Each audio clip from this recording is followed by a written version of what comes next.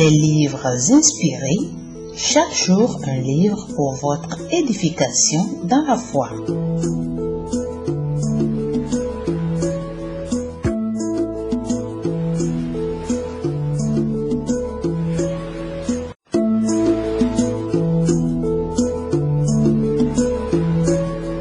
Les livres inspirés, chaque jour un livre pour votre édification dans la foi. Inconditionnel de livres inspirés, bienvenue à tous. Le Saint-Esprit, mon associé, un livre du docteur pasteur David Nyonguisho, c'est le livre que nous sommes donc en train de lire, de partager. Et nous sommes actuellement au chapitre 10, les dons de révélation. Et nous commençons.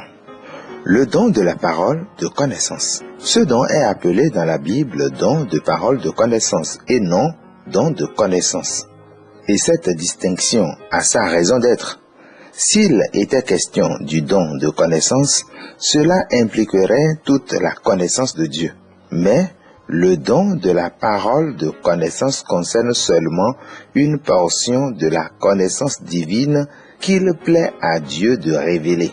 La connaissance, généralement parlant, est le fait de savoir quelque chose en découvrant les réalités qui ont trait à cette chose. Aujourd'hui, cependant, nombreux sont ceux qui se méprennent sur le don de la parole de connaissance. Certains agissent et parlent comme s'ils étaient des dictionnaires ambulants parce qu'ils ont reçu le don de la parole de connaissance.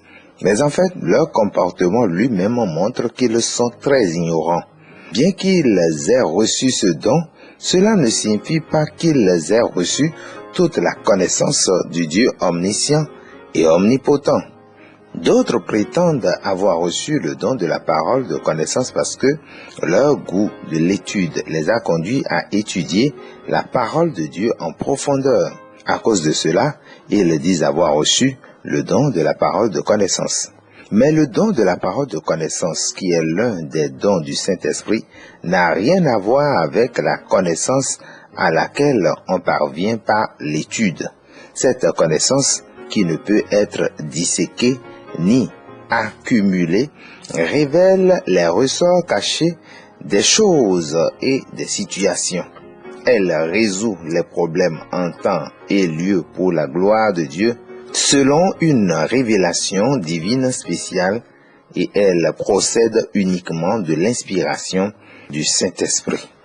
Manifester cette sorte de connaissance ne veut pas dire qu'on possède toute la connaissance de Dieu omniscient ou qu'on l'ait acquise par la recherche. La parole de connaissance est une information révélée à celui qui a ce don. Lorsqu'un besoin particulier pour le royaume de Dieu ou la cause de l'évangile de Christ doit être dévoilé ou révélé aux enfants de Dieu. Lorsque nous n'avons aucune possibilité humaine de connaître les circonstances, Dieu révèle cette connaissance partielle aux croyants par le Saint-Esprit au moyen de révélations, de rêves ou de visions. Cela signifie que cette connaissance, donnée d'une manière surnaturelle par une révélation de Dieu, n'est pas acquise par des moyens ou des efforts humains. L'Écriture abonde en exemples dans lesquels le don de la parole de connaissance a opéré d'une manière surnaturelle au travers du peuple de Dieu, par le Saint-Esprit. Examinons-en quelques-uns. Dans Josué 7, après la conquête de la ville puissamment fortifiée de Jéricho, les enfants d'Israël essayèrent d'investir la ville d'Aï. Beaucoup plus petite, mais il connut une cuisante défaite. Josué déchira ses vêtements et tomba sur sa face. Avec les anciens d'Israël devant l'arche de l'Éternel, il se couvrit la tête de poussière et pria. Il en résulta que le soir, la révélation de Dieu vint aux enfants d'Israël, parce qu'une personne avait dérobé quelque chose à Jéricho, malgré l'ordre formel de Dieu de n'y rien toucher. La colère divine était allumée. Il n'était plus avec eux lorsqu'ils avaient attaqué Haï. Josué reçut cette parole de connaissance, la raison pour laquelle les enfants d'Israël n'avaient pu résister à leurs ennemis. En outre, par la révélation du Saint-Esprit, Josué reçut l'information que l'homme qui s'était rendu coupable de transgression était Achan, fils de Carmi, fils de Zabdi, fils de Zérach, de la tribu de Juda. Une telle connaissance n'est pas reçue ni par un effort d'étude humain, ni par la transmission secrète d'une information d'une personne à une autre. C'est une connaissance révélée uniquement par le Saint-Esprit à ceux qui ont reçu ce don. Dans 1 Samuel 9, nous trouvons une autre scène. Saül et ceux qui étaient avec lui partis à la recherche des ânesses perdues de son père.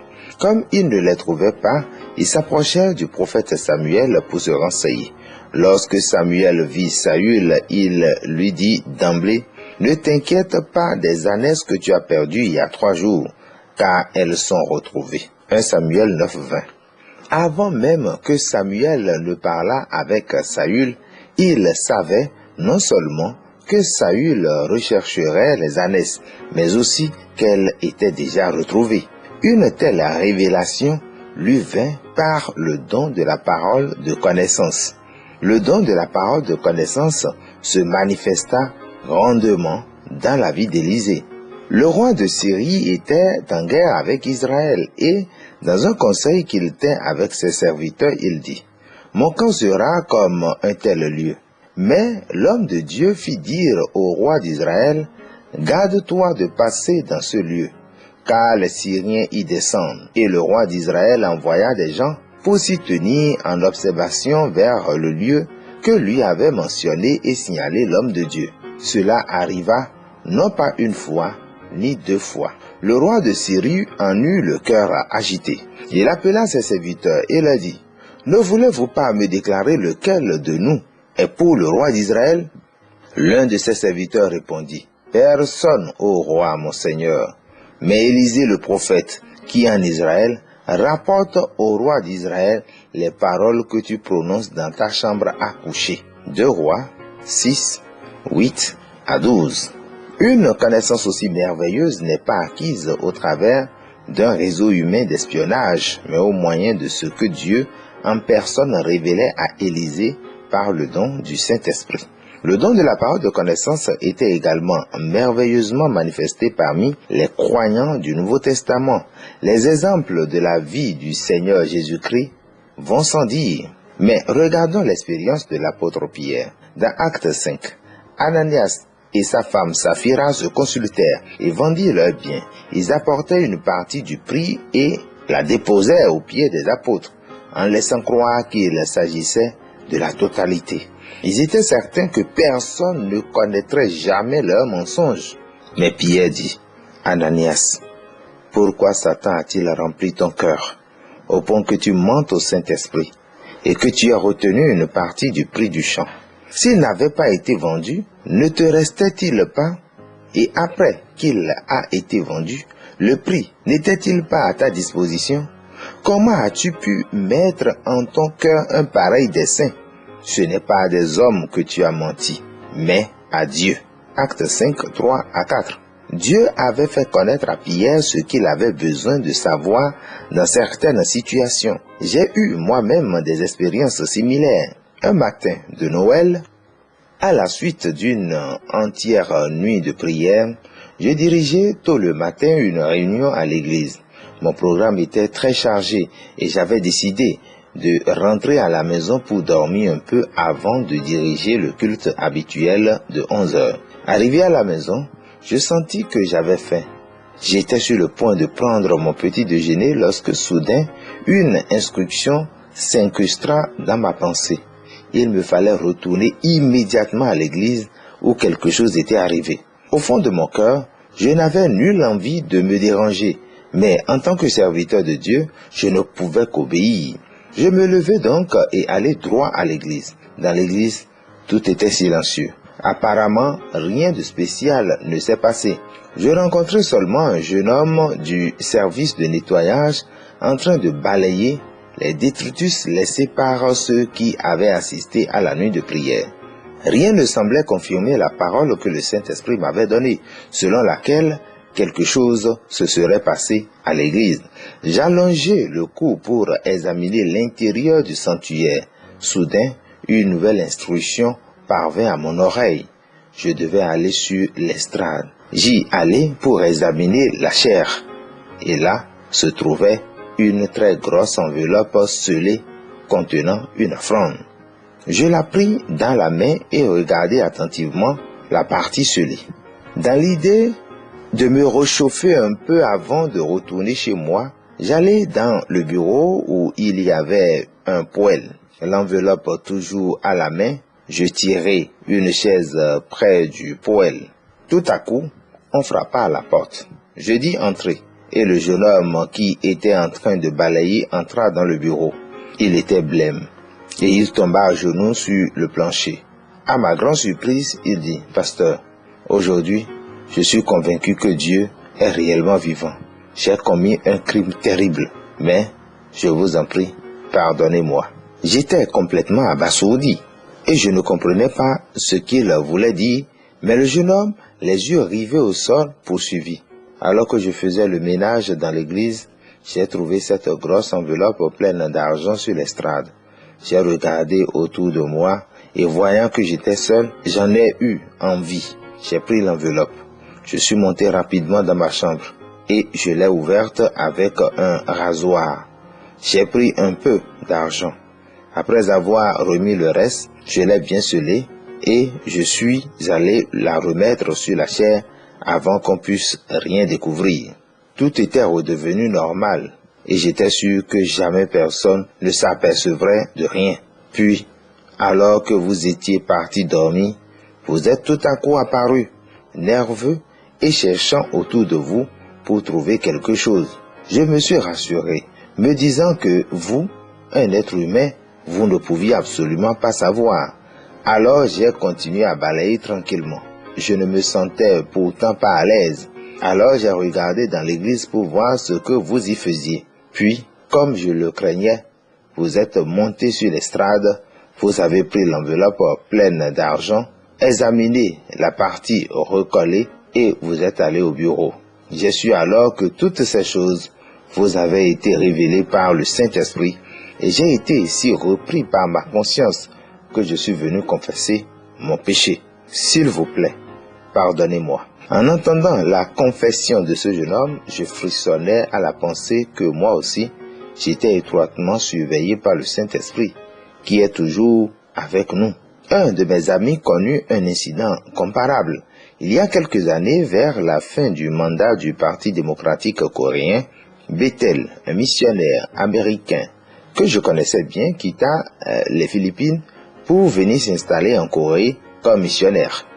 Lui et sa famille arrivaient par avion, après avoir expédié leurs affaires par bateau, ce qui présentait plus de sécurité. Lorsque les colis furent là, il reçut un avis d'arrivée avec une liste du bureau de douane de Pusan. Il s'y rendit pour retirer ses affaires, mais quelques-uns de ses objets les plus précieux étaient introuvables.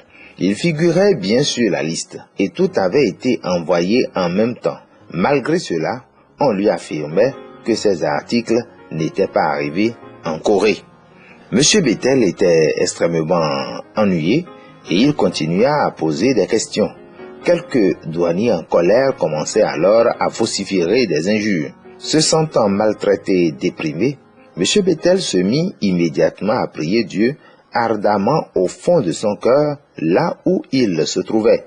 Et soudain, dans une vision, il distingua l'intérieur d'un magasin avec une petite porte. Ce magasin était hors de vue, mais seulement à quelques mètres sur sa gauche. Derrière la porte se trouvaient ces objets précieux. Monsieur Bethel demanda au douanier de lui permettre de chercher par lui-même, et il lui répondit « Ok » avec un air de triomphe.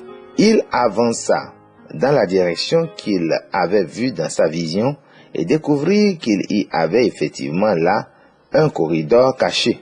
Il y entra et vit une petite porte semblable à celle de la vision. Lorsqu'il s'approcha de la porte, le visage des douaniers s'empourpra.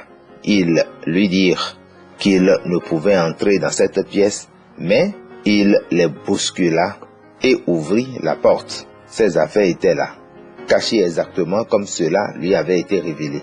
Le Saint-Esprit de Dieu avait donné au moment voulu à M. Bethel la connaissance nécessaire et grâce au don surnaturel de la parole de connaissance, ce dernier put résoudre le problème auquel il se trouvait confronté.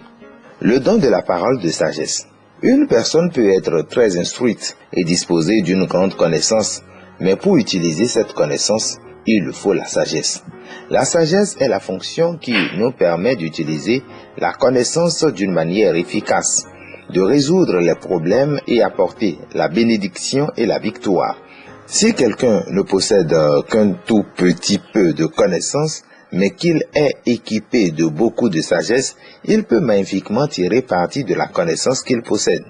À l'opposé, si quelqu'un a une grande connaissance, mais manque de sagesse, cette connaissance peut rester lettre morte et ne jamais paraître dans sa pleine mesure. Qu'est donc le don de la parole de sagesse? Le don de la parole de sagesse n'a rien à voir avec la sagesse humaine.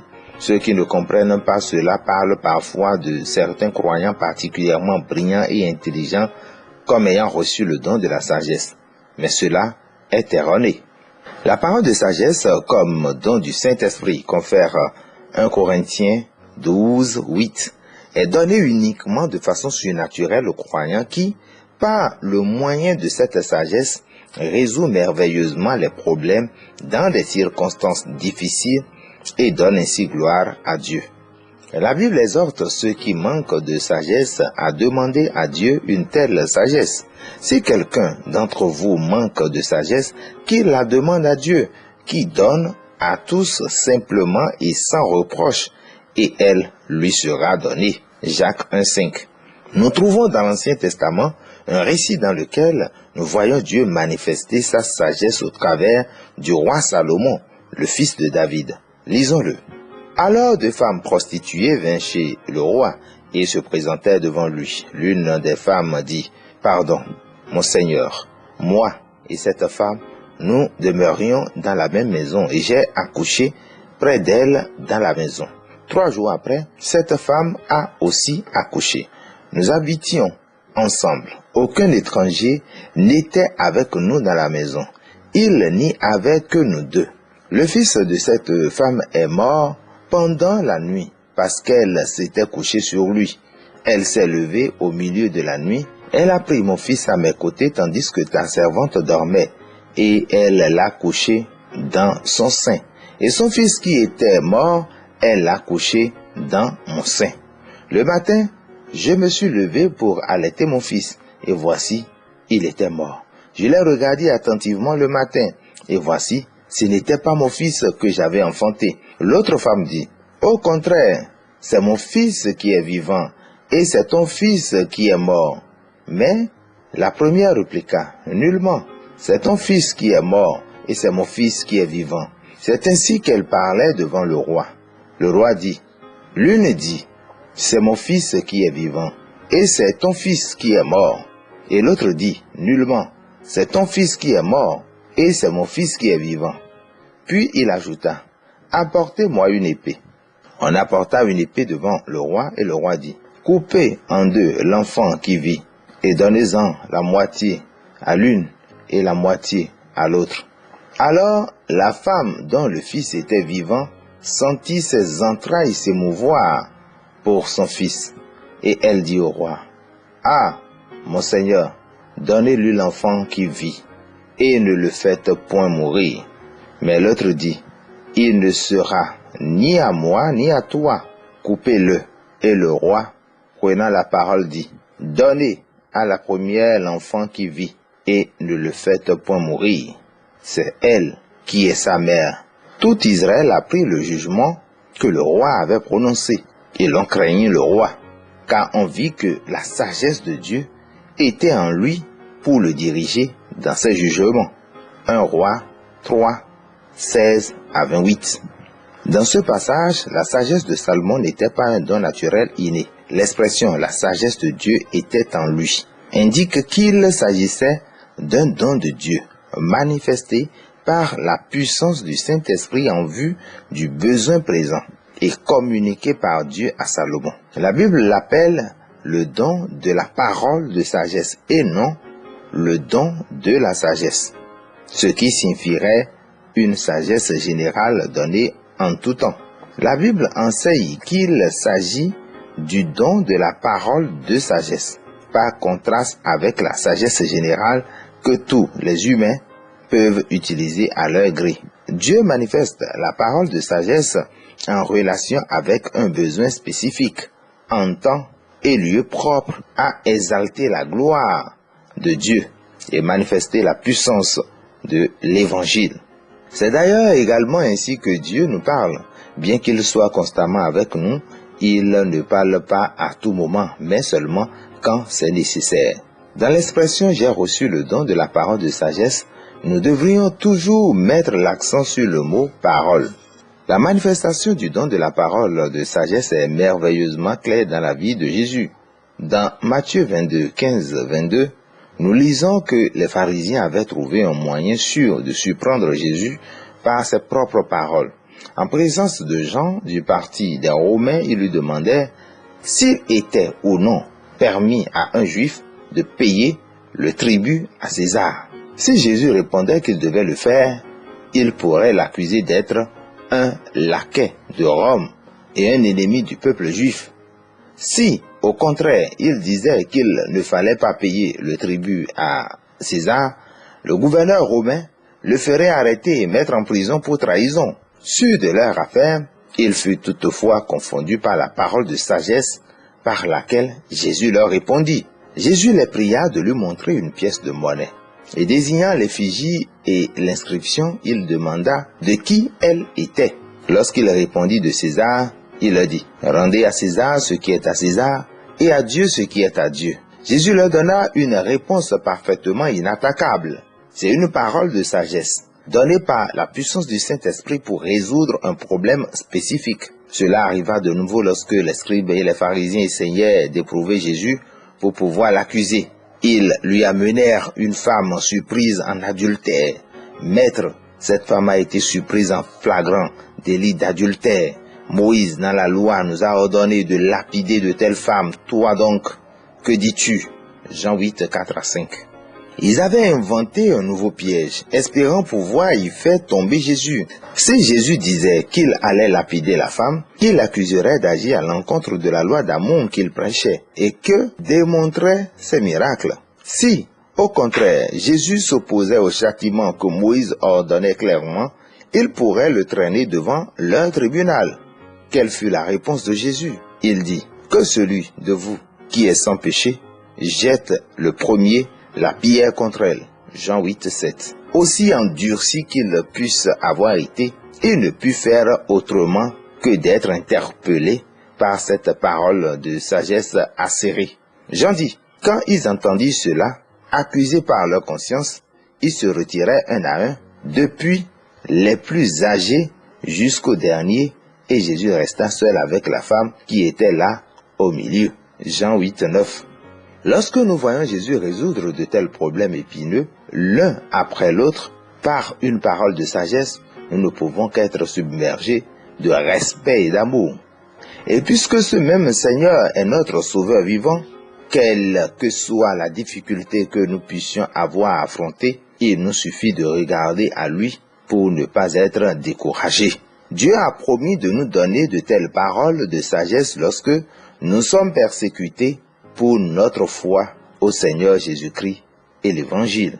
Mais avant tout cela, on mettra la main sur vous et l'on vous persécutera, on vous livrera aux synagogues, on vous jettera en prison, on vous mènera devant des rois et devant des gouverneurs à cause de mon nom. Cela vous arrivera pour que vous serviez de témoignage. Mettez-vous donc dans l'esprit de ne pas préméditer votre défense, car je vous donnerai des paroles et une sagesse telle que vos adversaires ne pourront leur résister ou les contredire. Luc 21, 12 à 15. Ces mots merveilleux, des paroles et une sagesse, signifient que le don de la parole de sagesse nous sera donné lorsque viendra le besoin. Ici également, cette promesse ne concerne pas une sagesse qui nous serait donnée par un moyen naturel, mais lorsque nous rencontrerons une barrière insurmontable, Dieu, en nous donnant la sagesse merveilleuse du Saint-Esprit, nous rendra capables de surmonter facilement la difficulté et résoudre le problème. Les paroles de Jésus signifient que seul le Saint-Esprit possède le don et il le manifeste de temps à autre par les canaux que sont les croyants. Le don du discernement des esprits. À un autre est donné le discernement des esprits. 1 Corinthiens 12, 10. Beaucoup aujourd'hui font une confusion entre le don de discernement des esprits et la lecture de la pensée. Souvent ceux qui prétendent avoir reçu le don de discernement des esprits apportent de grandes perturbations dans les églises, s'arrogeant le rôle de détective spirituel. Ce don est exactement ce qu'il est dit être, le don permanent de discerner les esprits. Simplement, dans notre univers, il y a des esprits qui appartiennent à Dieu et d'autres qui appartiennent au diable. Et puis, il y a des cas où des paroles viennent de l'esprit de l'homme qu'il convient de distinguer du Saint-Esprit et de l'esprit de Satan. Nous discernons les esprits par la manifestation du Saint-Esprit, en jugeant si l'esprit est de Dieu ou si quelqu'un s'exprime par l'esprit de l'homme ou par l'esprit de Satan. Dans 1 Jean 4:1, l'apôtre Jean parle de l'importance de savoir discerner les esprits. Bien-aimés, n'ajoutez pas foi à tout esprit, mais éprouvez les esprits pour savoir s'ils sont de Dieu, car plusieurs faux prophètes sont venus dans le monde. Dans ces temps de la fin, sans le don du discernement des esprits, nous sommes exposés au danger d'être séduits. L'apôtre Paul écrit dans 1 Timothée 4:1, « Mais l'Esprit dit expressément que, dans les derniers temps, quelques-uns abandonneront la foi pour s'attacher à des esprits séducteurs et à des doctrines de démons. » Si nous ne sommes pas capables de discerner très rapidement ceux qui viennent au milieu de nous avec des esprits séducteurs et des doctrines de démons, et de leur faire opposition, de grands dommages peuvent atteindre les plus faibles du troupeau. Comme tous les autres dons, le don du discernement des esprits n'est pas donné pour que n'importe qui l'utilise à son gré n'importe quand. Ce don est entre les mains du Saint-Esprit qui le manifeste selon les besoins, par les canaux que Dieu choisit. Pendant mon ministère, j'ai expérimenté la manifestation de ce don bien des fois, ce qui permit de redresser des situations dans l'église. Un jour, une dame membre de mon église prétendit avoir reçu un merveilleux don de prophétie. En fait, ces prophéties s'avèrent vraies plusieurs fois. Il en résulta que beaucoup de croyants, peu affermés, furent si impressionnés par ces prophéties qu'ils mirent de côté la pratique de la prière personnelle, la lecture de la Bible et la vie de foi. La prophétie était devenue leur guide. Ils se rassemblaient autour de cette femme pour entendre ces prétendus messages de Dieu concernant les problèmes de leur vie journalière, comme s'ils consultaient une diseuse de bonne aventure. Comme il m'était difficile au début de discerner si cela venait de Dieu ou du diable, j'observais en spectateur pendant un certain temps. Et avec le temps, il devint évident que le fruit de cette femme n'était pas le fruit du Saint-Esprit. Non seulement le caractère de ces prophéties était inconstant et frivole, mais il était dépourvu des qualités de la colombe, de la douceur, de l'amour et de la paix. Ces paroles étaient plutôt empreintes de froideur, effrayantes et destructrices. Lorsque j'ai mis la pensée que l'esprit de cette femme put ne pas être du Saint-Esprit, non seulement la femme elle-même, mais beaucoup de ses adeptes me résistèrent et me défièrent. Ils prétendirent qu'un serviteur de Dieu, motivé par la jalousie, conspirait pour lui faire du mal. Je me trouvais dans une situation délicate et j'étais un peu désorienté. Et si cette femme parlait réellement par le Saint-Esprit, je ne voulais pour rien au monde tomber dans le péché qui consiste à résister au Saint-Esprit. Je me prosternai devant le Seigneur et lui demandai de me révéler la vérité en manifestant le don du discernement des esprits. Dans une vision, il me montra que l'esprit qui habitait cette femme était un esprit impur. Fort de ce discernement, j'eus le courage de la reprendre avec conviction. Il en résulta que l'Église, qui était arrivée à un point proche de la tempête, fut délivré. La paix fut restaurée. Actuellement, dans les églises de Corée, s'introduisent des gens qui passent leur temps à essayer de tromper par des esprits séducteurs et des doctrines de démons des quantités de membres ignorants et de les conduire sur des sentiers d'égarement. Les faux Christ ou autres justes au nom divers se manifestent aussi et élèvent leur voix pour séduire tout ce qu'ils peuvent. Plus que jamais auparavant, l'Église de Corée prie pour que le don du discernement des esprits soit donné à tous les croyants du pays tout entier. Examinons comment ce don a été utilisé dans l'Ancien et le Nouveau Testament. Le premier livre des rois relate une scène dans laquelle le don du discernement des esprits se manifeste merveilleusement. Dans ce passage, Akab, le roi d'Israël, confère avec Josaphat, roi de Juda, pour reprendre la ville de Ramoth des mains des Syriens. Ces deux rois, Josaphat et Akab, revêtus de leurs vêtements d'apparat, prirent place avec majesté sur leurs trônes respectifs à la porte de Samarie. 400 prophètes, à l'unisson avec Sédécias, fils de Kenana, prophétisaient disant: monte à Ramoth en Galade, tu auras du succès, et l'Éternel la livrera entre les mains du roi. Verset 12. Il s'était également fait des cônes de fer et disait: ainsi parle l'Éternel, avec ces cônes tu frapperas les Syriens jusqu'à les détruire. Verset 11. Josaphat commença à éprouver une certaine appréhension du fait que toutes les prophéties étaient les mêmes. Il demanda alors s'il n'y avait pas un prophète de l'Éternel par qui il pourrait le consulter. Le roi Akab répondit qu'il y avait bien un, Michée, fils de Jimla, par qui on pourrait consulter l'Éternel, mais qu'il le haïssait parce qu'il ne lui prophétisait que du mal. Mais le roi Josaphat insista et, pour finir, on appela Michée et on lui demanda quel serait le résultat de l'entreprise. Au début, Michée fit chorus avec les autres prophètes, mais lorsque le roi, qui pressentait que Michée n'était pas sincère, l'enjoignit de dire toute la vérité, Michée apporta une prophétie complètement négative. Je vois tout Israël dispersé sur les montagnes, comme des brebis qui n'ont point de berger. Et l'Éternel dit: ces gens n'ont point de maître, que chacun retourne en paix dans sa maison. Verset 17. Autrement dit, il annonça qu'Akab mourrait dans la bataille.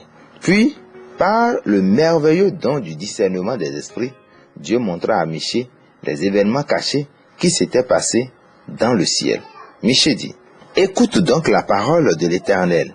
J'ai vu l'Éternel assis sur son trône, et toute l'armée des cieux se tenant auprès de lui, à sa droite et à sa gauche. Et l'Éternel dit: qui séduira Akab pour qu'il monte à Ramoth en Galade et qu'il y périsse? Il répondit l'un d'une manière, l'autre d'une autre. Et un esprit vint se présenter devant l'Éternel et dit: moi, je le séduirai. L'Éternel lui dit: comment? Je sortirai, répondit-il, et je serai un esprit de mensonge dans la bouche de tous ces prophètes. L'Éternel dit: tu le séduiras, et tu en viendras à bout. Sors et fais ainsi. Et maintenant, voici, l'Éternel a mis un esprit de mensonge dans la bouche de tous tes prophètes qui sont là, et l'Éternel a prononcé du mal contre toi. Versets 19 à 23. En révélant clairement dans une vision les événements célestes, Dieu rendit Michée l'authentique prophète de Dieu, capable de discerner les esprits. Michée tira calmement la conclusion que les prophètes, de plus de 400 prophètes, avaient leur origine dans des esprits de mensonge. Dieu avait décidé de permettre qu'Akab fût tué parce qu'Akab avait persisté dans la rébellion et son opposition contre lui. Il permit aux esprits mauvais d'entrer dans les prophètes d'Akab afin que ce dernier fût séduit jusqu'à sa destruction. Le Nouveau Testament parle aussi de choses semblables. L'apôtre Paul évoque la dépravation des temps de la fin. L'apparition de cet impie se fera par la puissance de Satan, avec toutes sortes de miracles, de signes et de prodiges mensongers. et avec toutes les séductions de l'iniquité, pour ceux qui périssent parce qu'ils n'ont pas reçu l'amour de la vérité pour être sauvés. Aussi, Dieu leur envoie-t-il une puissance d'égarement pour qu'ils croient au mensonge, afin que tous ceux qui n'ont pas cru à la vérité, mais qui ont pris plaisir à l'injustice, soient condamnés. 2 Thessaloniciens 2, 9 à 12. Dieu permet à des esprits de tromperie d'œuvrer parmi ceux qui ne croient pas l'Écriture, la parole de la vérité éternelle de Dieu, parce que de tels gens persistent dans leur convoitise et prennent plaisir à l'injustice. 1 Roi 22 en est un exemple frappant. Tous les dons de Dieu devraient toujours être passés au crible du don du discernement des esprits. Car plus nous exerçons les dons spirituels, plus nous devons prendre garde aux esprits de mensonge et de contrefaçon.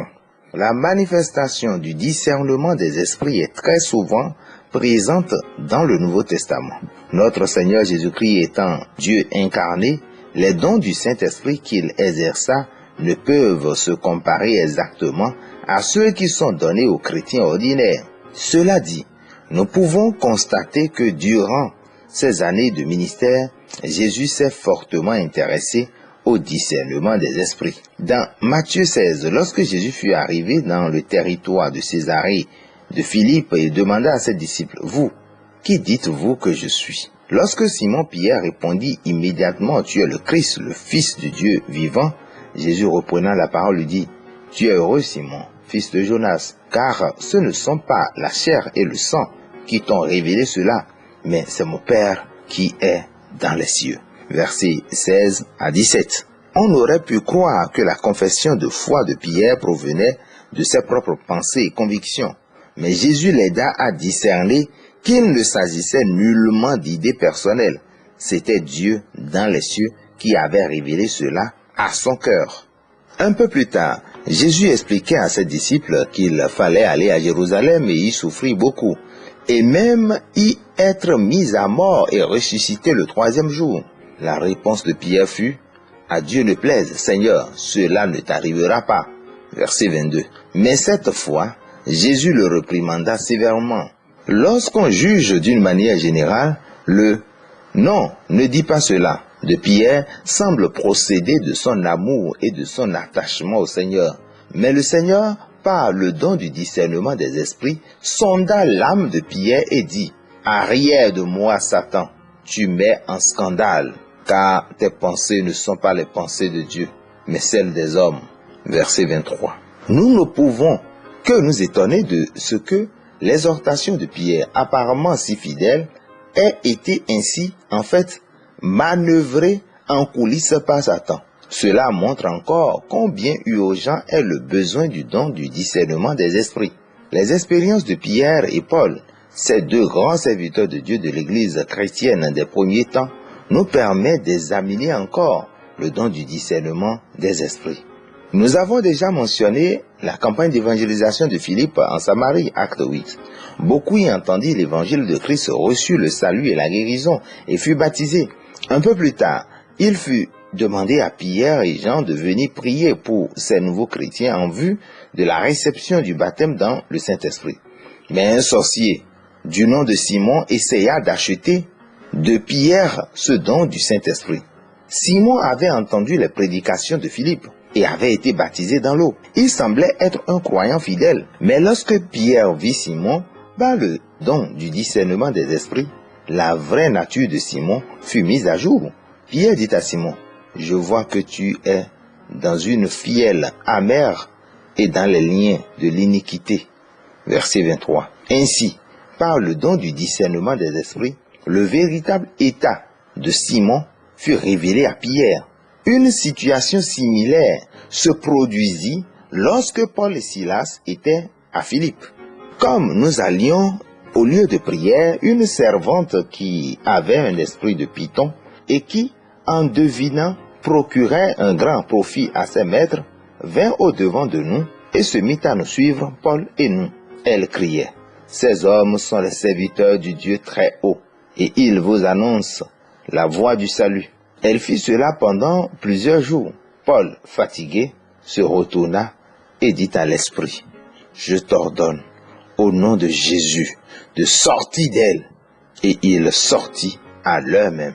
Acte 16, 16 à 18. Remarquez que les gens ordinaires voyaient cette fille suivre Paul, ils l'entendaient crier, « Ces hommes sont les serviteurs du Dieu très haut, et ils vous annoncent la voie du salut. » Ils pensaient tout naturellement qu'elle aidait réellement les serviteurs de Dieu dans leur œuvre. Mais lorsque l'apôtre Paul parle le don du discernement des esprits, puis sonder cette servante, il sut qu'elle était possédée d'un esprit de divination. C'est seulement plus tard que Paul découvrit qu'elle en faisait une occupation lucrative. Ce n'est donc pas par des moyens naturels qu'il eut connaissance de la véritable situation. Apparemment, elle semblait soutenir le travail de l'Évangile. Mais Paul fut averti que c'était en fait une ruse du diable et il chassa l'esprit de divination. Il en résulta que Paul fut battu et emprisonné à Philippe. Le diable, par ses œuvres, essaie continuellement de détruire les merveilleuses bénédictions que Dieu veut déverser sur son Église aujourd'hui.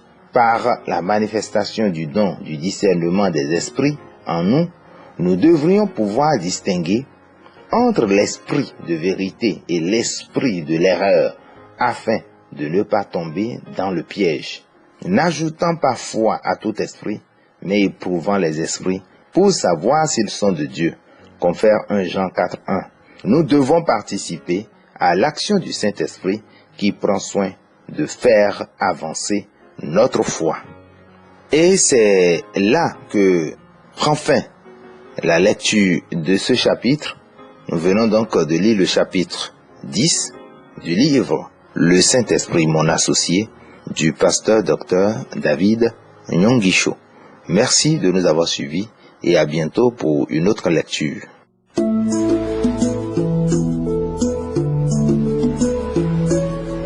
Les livres inspirés, chaque jour un livre pour votre édification dans la foi.